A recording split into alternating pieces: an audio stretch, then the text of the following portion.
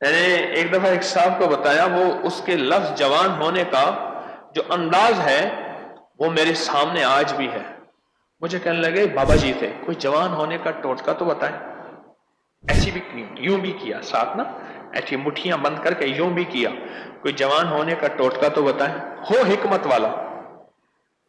میں نے کہا 3 چھوارے اور 3 خوبانیاں جوان۔ کیسے؟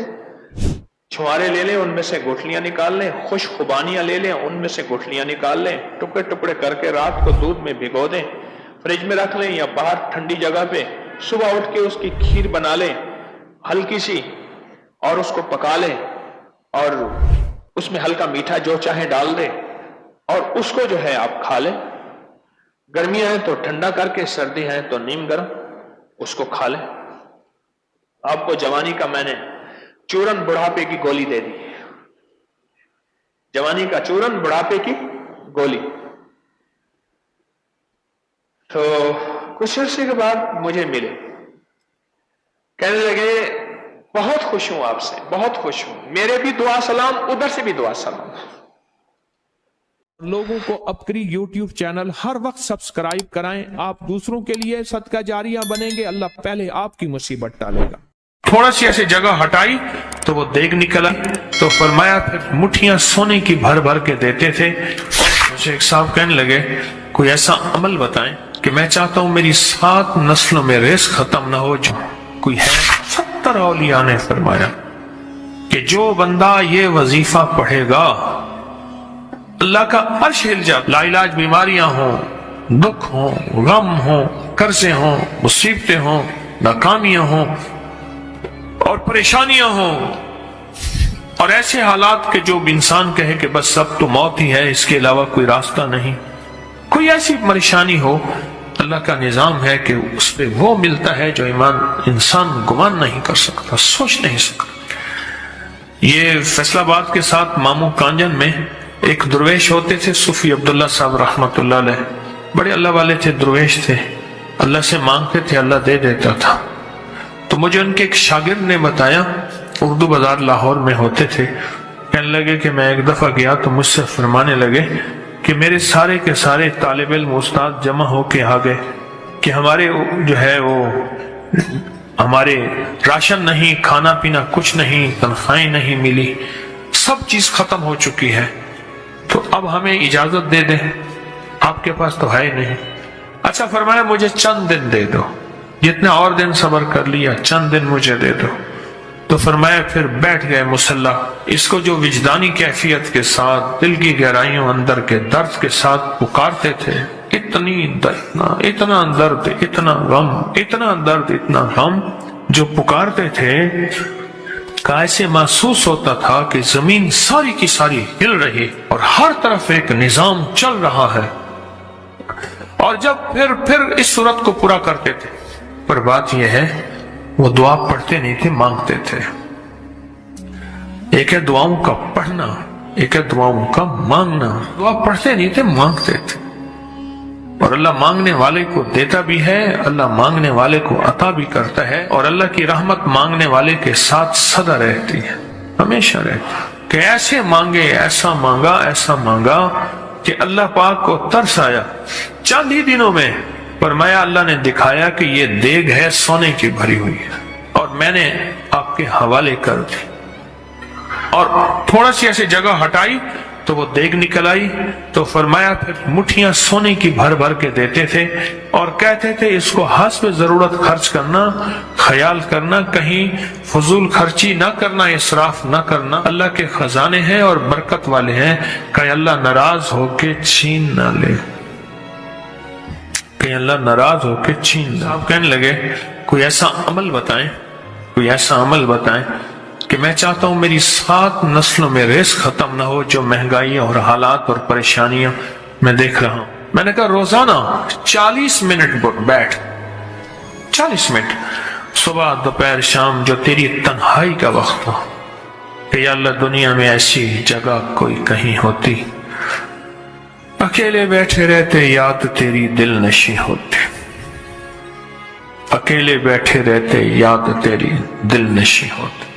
40 منٹ کوئی ایسا بیٹھ ایسا بیٹھ 40 منٹ اس انداز سے مصلی پہ، کہیں بستر میں، کہیں ایسی جگہ جہاں سوئے نہیں، اور بس صرف ایک بار سورۃ فاتحہ پڑھ، اور اس کے بعد ایاک نعبد و ایاک نستعین کو دوہرا، وجدان سے پڑھو، ایسے پڑھ کے رونگٹے کھڑے ہو جائیں، آنسو بہنے لگ جائیں، دل کے اندر کا درد اور دل کا اندر کا غم اور اللہ کے سامنے حاضری، استحضار، یہ کیفیتیں تیری ہوں کہ بس اس کے علاوہ کوئی مجھے یاد نہ رہے، اس درد سے پڑھ 40 منٹ۔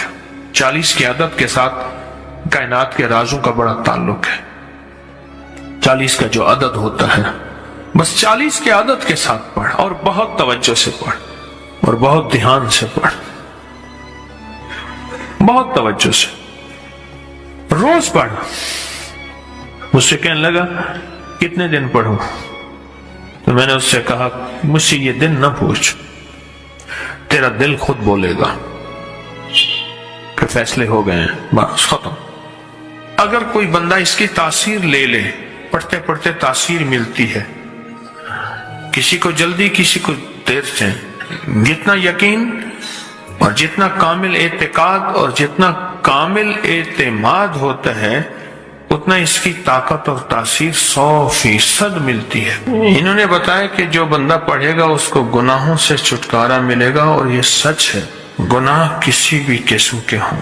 ایک اور اس پہ فائدہ ہوتا ہے، وہ فائدہ یہ ہوتا ہے اس کو کشف القبور حاصل ہوتا ہے۔ کشف القبور یہ ہوتا ہے کسی بھی بندے کی قبر میں یا کسی صاحب مزار میں یا کسی اللہ والے کی قبر پہ یا کسی بڑے کی قبر مزار پہ بیٹھ کر اگر آنکھیں بند کرے گا، سر جھکائے گا اور چند بار یہی پڑھے گا تو یا وہ نظر آ جائیں گے یا پھر پوری کی پوری زندگی ان سے گفتگو، ان سے باتیں اور ان سے حالات اور ان سے واقعات اور ان سے لینا اور ان سے پوچھنا اور ان سے فائدہ اور ان سے استفادہ، یہ سب شروع ہو جائے گا۔ اور کتنی بار پڑھنی ہے؟ ایک بار، اور ہر نماز کے بعد۔ اگر آپ میرا اور میری نسلوں کا تصور کر لیں گے پھر فائدہ تجربہ کر لینا، دیکھ لینا۔ سخت تصور میرا اور میری نسلوں کا، اگلا اس کا فائدہ یہ ہوتا ہے کہ اس کو کشف الصدور ہوتا ہے۔ کشف الصدور یہ ہے اس کے سینے میں کیا بات ہے، اس کے سینے میں میرے لیے کھوٹ ہے یا خیر ہے، اس کے سینے میں میرے لیے محبت ہے یا نفرت ہے، اور اس کے سینے میں میرے لیے کیا فیصلے ہیں۔ یہ سب کچھ اس کو ملتا ہے۔ کس کو؟ جو بندہ صرف نماز کے بعد، اس کا ایک اور فائدہ اور بھی ہے، سورۃ الہاکم التکاثر کا ایک اور بھی فائدہ زبردست ہے۔ جو چاہتا ہے کہ میری دعاؤں میں خشوع ہو، دھیان ہو، میری نماز وہ ہو کہ جس نماز میں میں اللہ سے باتیں کروں، وہ نماز جو اللہ سے باتیں کرنے والی نماز، ایسے میں جیسے اللہ سے باتیں کر رہا ہوں، ایسے میں اللہ کو اپنے دکھ سنا رہا ہوں، ایسے جیسے میں اللہ کو اپنے غم سنا رہا ہوں، ایسے جیسے اللہ کے ساتھ راز و نیاز کر رہا ہوں۔ ایسا ایک سجدہ بھی نصیب ہو جائے تو خوش قسمت انسان ہو، ایک سجدہ بھی نصیب ہو جائے زندگی میں۔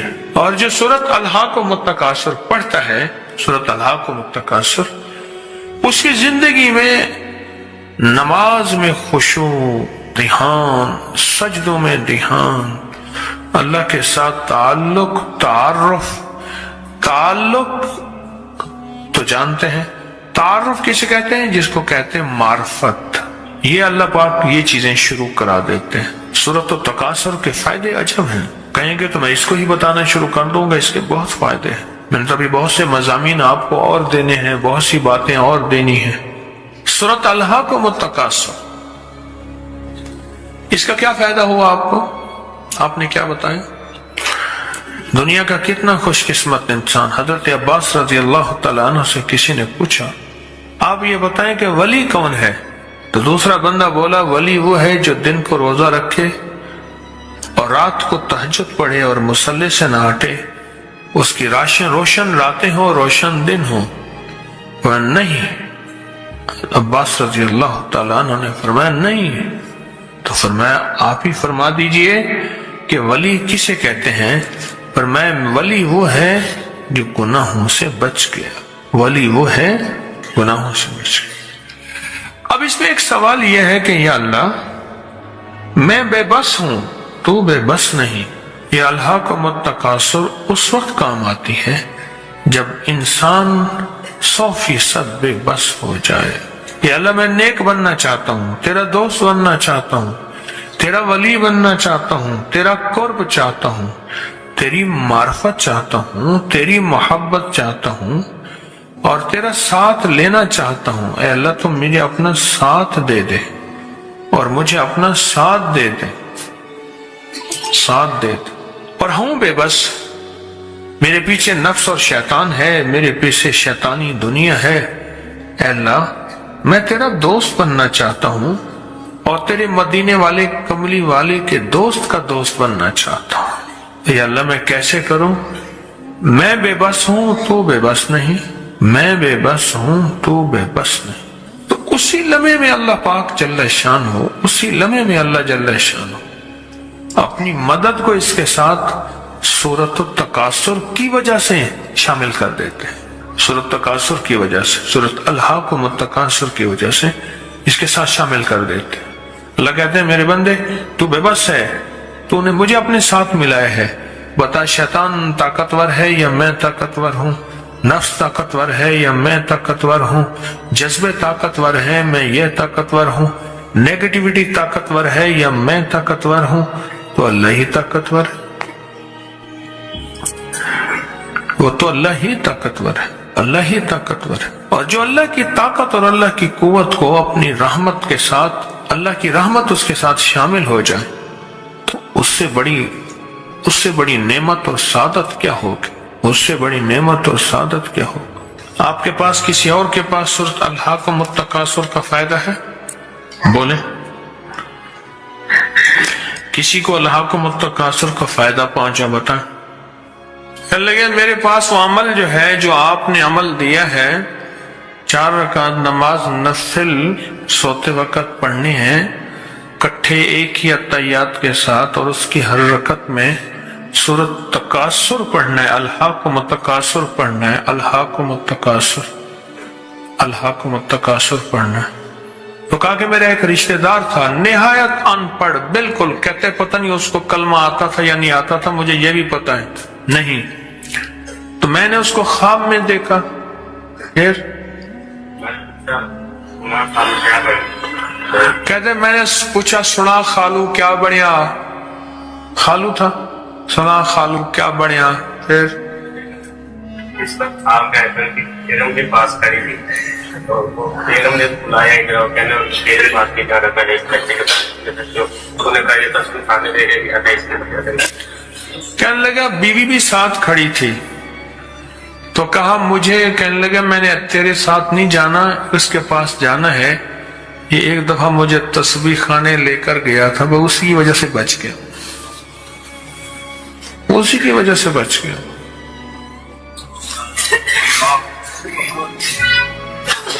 اور وہیں سے میری بچت ہو گئی, یعنی مغفرت ہو گئی, اسی کی وجہ سے بچ گئی.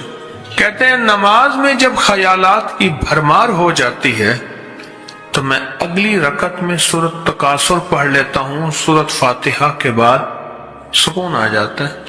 اللہ کے ولیوں نے اپنی کتابوں میں ایک بات لکھی ہے, ہم نے جب بھی اس دعا کو پڑھا اللہ پاک جل شانہ نے اسے فوری عطا فرمایا. اللہ نے آج تک اس دعا کے مانگے کا رد نہیں فرمایا. ایک واقعہ ہے حضرت علی کرم اللہ وجہ کا. حضرت علی ایک سفر میں, تجارت کے سفر میں تشریف لے گئے, سفر تجارت میں آپ تشریف لے گئے. جب وہاں آپ تشریف لے گئے تو دیکھا ایک شخص ہے جھونپڑی, اس میں سے کرہانے کی آواز آ رہی ہے. آپ اندر تشریف لے گئے تو صاحب خانہ نے اندر سے آواز دی, جو بھی صاحب آ رہے ہیں اجازت سے آئیں. سمجھ گئے اندر مستورات ہیں. وہ صاحب باہر تشریف لے آئے تو پوچھا کیا ہوا, कराहने की आवाज क्या है? कहा मेरी बेटी है, जंगल में लकड़ियां लेने गई, इसके ऊपर एक दरख्त गिर गया काटते काटते, और उसकी वजह से इसकी कमर टूट गई है। अब ये बिस्तर पे पड़ी है, अब ये बेचारी तकलीफों और दुखों में है। आपने फरमाया कोई मसला नहीं, मैं एक अमल करता हूं, तू ऐसा कर, सिर्फ उसका कपड़ा ले आ। आपने उसके कपड़े को सामने रखा, उसको कहा इसको पकड़, और उसकी तरफ यूं उंगली की, और ये दुआ जो अब हम पढ़ने लगे हैं, बस ये दुआ पढ़ी, और सिर्फ चंद बार ही पढ़ती, अंदर आवाजें खामोश हो गई, चुप हो गई। आपने फरमाया पूछो जाके। आप वो बंदा अंदर गया तो वापस आया, कहा बेटी को नींद आ गई है, आज कई हफ्ते हो गए हैं, सो नहीं सकी, दर्द से करहा रही थी, इसको नींद आ गई है। आप फरमाने लगे मैं सफर में जा रहा हूं, जब वापस आऊंगा ना फिर पूछूंगा, अगर कोई तकलीफ हुई तो फिर दम करूंगा, फिर दुआ करूंगा और इंशाल्लाह ठीक हो जाएगी। आप चले गए, आगे तशरीफ ले गए तो आपके हम सफर थे, उनकी सवारियां थीं, उनमें से एक घोड़ा था, जिस घोड़े को ठोकर लगी, चोट लगी, उसके अगले पांव की हड्डी घुटना बाहर निकल गया, वो एक तरफ होके बैठ गया, उसका घोड़ा चल नहीं सकता था। उसने आके रज़ाली करमल्लाह दरखास्त की कि आका इसके लिए कुछ फरमा दे। फरमाया मैं इसके लिए दुआ करता हूं, ये ठीक हो जाएगा। और आपने दुआ पढ़ना शुरू कर दी, और फरमाया ये इसके हाथ पे, उसकी टांग पे आपने हाथ फेर दिया, जो बाजूर थी टूटी हुई, निकला हुआ घुटना था, फरमाया ठीक हो गया। और काफले वालों ने देखा वो घोड़ा सबसे आगे था, सबसे सुबक रफ्तार था और सबसे लाजवाब था। आगे एक जगह तशरीफ ले गए तो काफले को प्यास लगी, पानी की जरूरत थी, कुआं देखा तो कुआं खुश्क था। आपने फरमाया कोई बात नहीं, ये दुआ पढ़ी और दुआ को पढ़ के अपना लुआब कुएं में डाल दिया। फरमाया कुएं में पानी का एक जोश उठा और पानी उठा और मुंडेर से बाहर निकला, लोग पीने लगे तो आपने रोक दिया। फरमाया मत पियो, कुएं का जो खड़ा काला पानी है वो निकल जाए, और फिर शफाफ पानी जब निकला फरमाया ये पानी पियो, मशकीजे भरो, सवारियों को पिलाओ। काफला चलता रहा, आगे तशरीफ ले गए, आगे देखा तो खाना खत्म हो गया, इतना खाना था कि अब खा लें, आइंदा कैसे खाएंगे। तो आपने फरमाया जो खाना है ले आओ। आपने खाने को रखा, ऊपर कपड़ा डाल दिया और ये दुआ पढ़नी शुरू कर दी, जो अभी हम बैठ के पढ़ेंगे, खुशकिस्मत हैं। और कपड़ा डाल के फरमाया दुआ फरमाई, ये अमल फरमाया, ये दुआ पढ़ी, और उसके बाद फरमाया देखो खा लिया। और फरमाया हमारा 17 दिन का सफर था, उस 17 दिन में हमने खाया, लोगों को खिलाया, जहां लोग आते थे उनको बिठाते थे। दस्तरखान हमारा था चंद अफराद का, फिर सैकड़ों लोगों ने खाया। 17 दिन के सफर में थोड़ी सी कमी भी ना हुई। जब घर लौटे तो वही का वही हमारा खजाना, खाना, वही सारा तोशा मौजूद था। आगे तशरीफ ले गए तो एक तिजारत में एक देखा तो एक बंदा है ठीकरियों पे ठीकरियां मार रहा है। आप उसकी तरफ तशरीफ ले गए, आपने उसको जाके देखा, लगता है कि तू पुराना जुआरी है। उसने कहा जुआ खेलता था, सब कुछ हार बैठा हूं, हर चीज जिंदगी खत्म हो गई है। आपने फरमाया अच्छा ऐसा कर तौबा की नियत कर ले, अल्लाह से तौबा कर ले, और फिर मैं तेरे लिए दुआ भी करता हूं, अमल भी करता हूं। तो ऐसा कर, पत्थर पे पत्थर मार, तेरा हर पत्थर सोने का बनता जाएगा। आप बैठ गए, उसने वैसे ही पत्थर पे पत्थर मारा, और जैसे बेचारा बेबसी की हालत में पहले मार रहा था, आपने दुआ करनी शुरू कर दी, ये दुआ पढ़नी शुरू कर दी। और दुआ पढ़ते पढ़ते देखा तो लोगों ने पत्थरों की शक्लें बदलना शुरू हो गई, और जो पत्थर भी उसके हाथ में आया था वो सारे पत्थर सोने के बन गए। आपने सारा सोना उसको दिया, चल पड़े। सफर में आगे जाते जाते देखा कि एक शख्स है, उसके साथ एक बच्चा है, एक बूढ़ी औरत है, एक बूढ़ा गधा है, और वो सारे पैदल चल रहे हैं, गधे को सवारी को साथ लिए हुए। तो आपने पूछा क्या हुआ? उन्होंने कहा एक सांप है जो इस गधे के पे मुसल्लत है, उस सामने बैठा है, वो नीचे नहीं उतर रहा। मारने की कोशिश की है, उसकी फुंकार से असा जल जाता है, और जला हुआ असा दिखाया, डंडा जला हुआ दिखाया कि एक फुंकार से डंडा जल जाता है। वो मुसल्लत है गधे पे, हम पैदल चल रहे हैं, मंजिल पे है, सांप मुसल्लत है, इसका कोई हल नहीं। आपने फरमाया इस गधे को इस झाड़ी से, इस दरख्त से बांध दो, और बांध के आप किबला रुख हुए और ये दुआ पढ़नी शुरू कर दी, और फरमाया फिर दूसरे रुख हुए और ये दुआ पढ़नी शुरू कर दी, और तीसरे रुख हुए, और दुआ पढ़ने के बाद आपने उस सांप पे फूंक मारा, सांप चींटी बन के छलांग लगाई और गायब हो गया। तो उन्होंने पूछा आका ये क्या था? फरमाया ये तुम्हारे ऊपर एक दुश्मन जिन मुसल्लत था जो के तुम्हारी जानों और इज्जतों का लुटेरा था। आखिरकार आपके गुलाम ने आपसे पूछा आका अगर आप ये दुआ हमें सिखा दें, चश्मे फैज से गरेक इशारा हो जाए, चश्मे फैज से गरेक इशारा हो जाए, लुत्फ हो आपका और काम हमारा हो जाए। आए बिस्मिल्लाह करके इस दुआ को पहले सुनते हैं। या वहाब हबली मिन नेमत दुनिया वल आखिरह इन्नका अंतल वहाब। अल्लाह के वलियों ने अपनी किताबों में एक बात लिखी है, हमने जब भी इस दुआ को पढ़ा अल्लाह पाक जल्ल शानहू ने उसे फौरी अता फरमाया, वरना उसकी निस्बत अता फरमाई, और वरना चंद लम्हों में अता फरमाया, वरना चंद दिनों में। अल्लाह ने आज तक इस दुआ के मांगे का रद्द नहीं फरमाया।